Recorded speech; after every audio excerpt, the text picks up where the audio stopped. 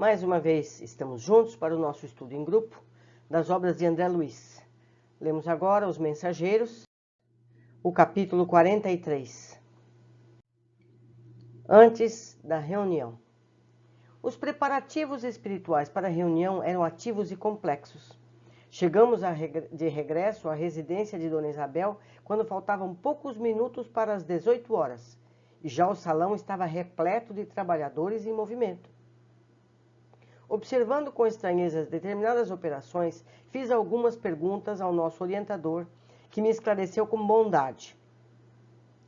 Realizar uma sessão de trabalhos espirituais eficientes não é coisa tão simples. Quando encontramos companheiros encarnados, entregues ao serviço com devotamento e bom ânimo, isentos de preocupação, de experiências malsãs e inquietações injustificáveis, mobilizamos grandes recursos a favor do êxito necessário. Claro que não podemos auxiliar atividades infantis nesse terreno. Quem não deseje cuidar de semelhantes obrigações com a seriedade devida, poderá esperar fatalmente pelos espíritos menos sérios. Porquanto a morte física não significa renovação para quem não procurou renovar-se. Onde se reúnam almas levianas, aí estará igualmente a leviandade. No caso de Isabel, porém, há que lhe auxiliar o esforço edificante.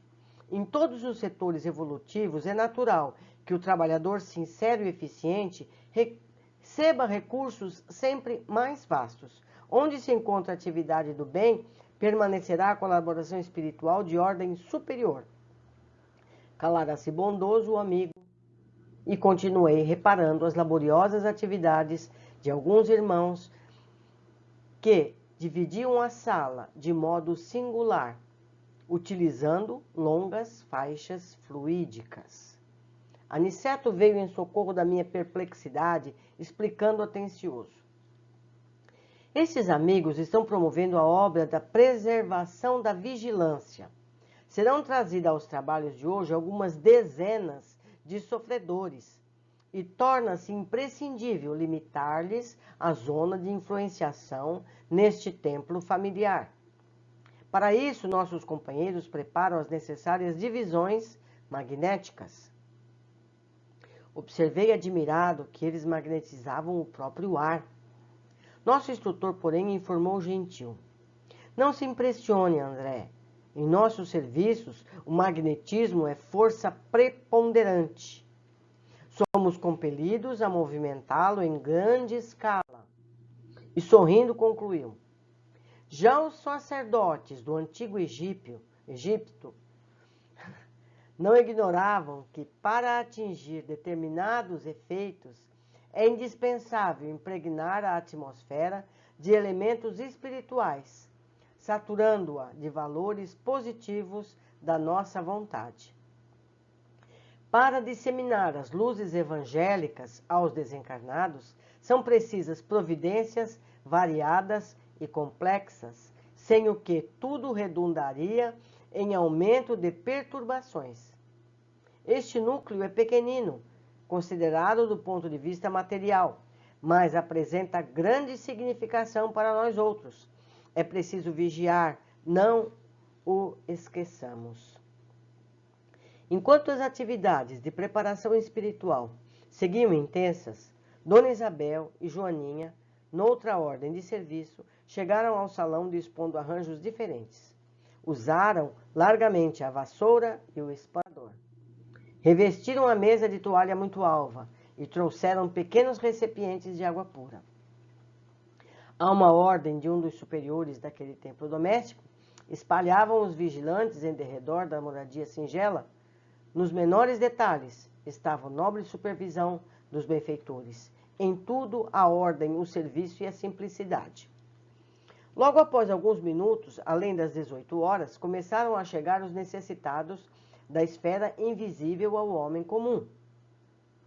Se fosse concedida à criatura vulgar uma vista de olhos, ainda que ligeira, sobre a assembleia de espíritos desencarnados, em perturbação e sofrimento, muitos lhe modificariam as atitudes na vida normal.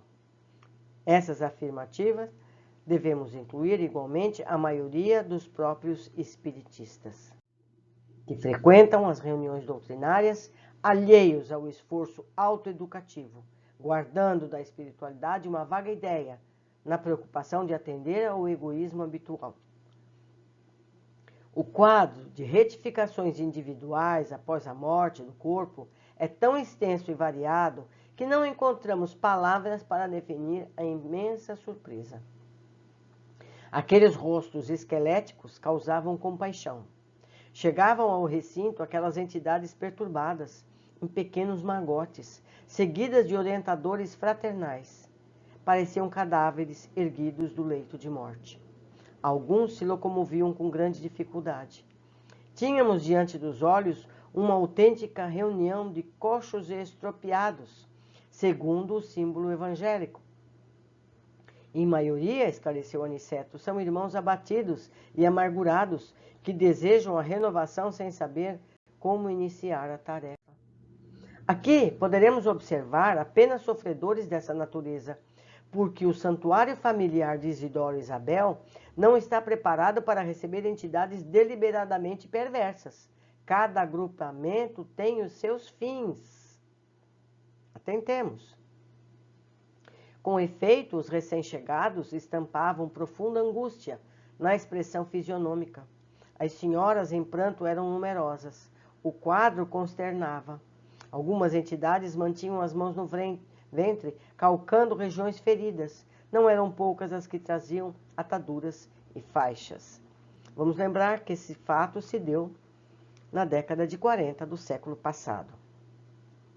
Muitos, disse-lhes o mentor, não concordam ainda com as realidades da morte incorporal.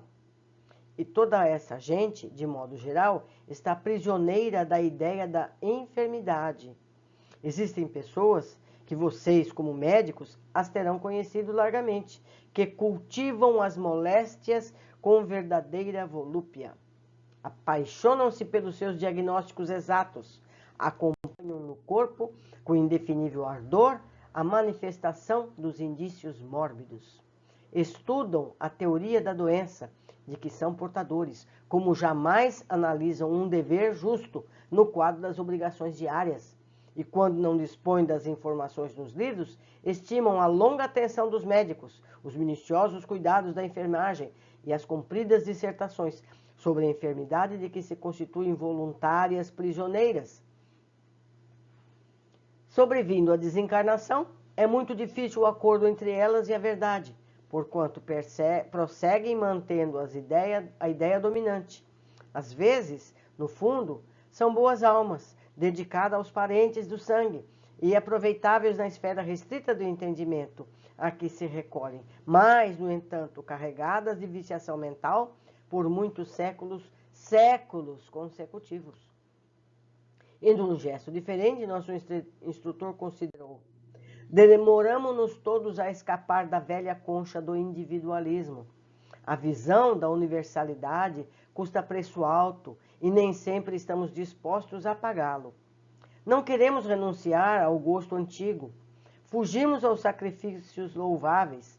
Nessas circunstâncias, o mundo que prevalece para a alma desencarnada, por longo tempo, é o reino pessoal de nossas criações inferiores. Ora, desse modo, quem cultivou a enfermidade, com adoração, submeteu-lhe o império, é lógico que devemos, quando encarnados, prestar toda assistência ao corpo físico, que funciona para nós como vaso sagrado, mas remediar a saúde e viciar a mente são duas atitudes essencialmente antagônicas entre si. A palestra era magnificamente educativa. Entretanto, o número crescente de entidades necessitadas chamava-nos à cooperação. Muitas choravam baixinho, outras gemiam em voz mais alta. Depois de longa pausa, Aniceto advertiu: vamos ao serviço. Deixa passar a ambulância. Vamos ao serviço. Para nós, cooperadores espirituais, os trabalhos já começaram. A prece e o esforço dos companheiros encarnados representarão o termo desta reunião de assistência e iluminação com Jesus Cristo. É muito interessante. Vamos ver o que eu observei na época, e se for preciso eu completo ainda mais.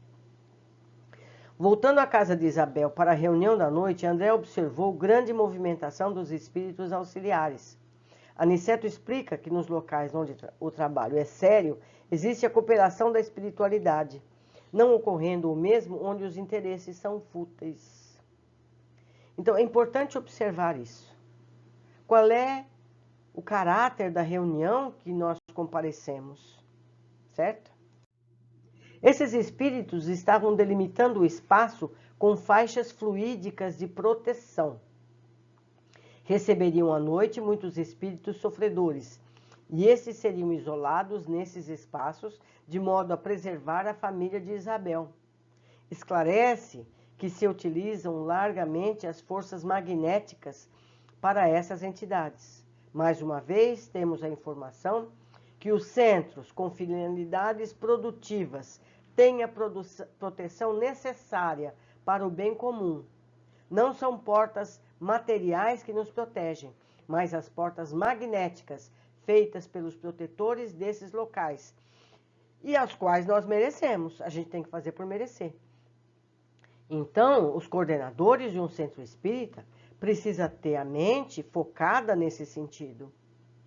O que importa ali não é o número de participantes encarnados, não é a aparência física desse centro espírita.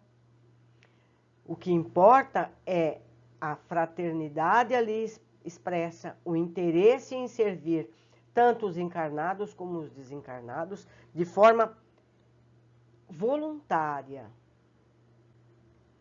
Temos que lembrar que quando o foco é material, o local de oração não passa de ser material. Nós temos que pensar na construção espiritual desse espaço.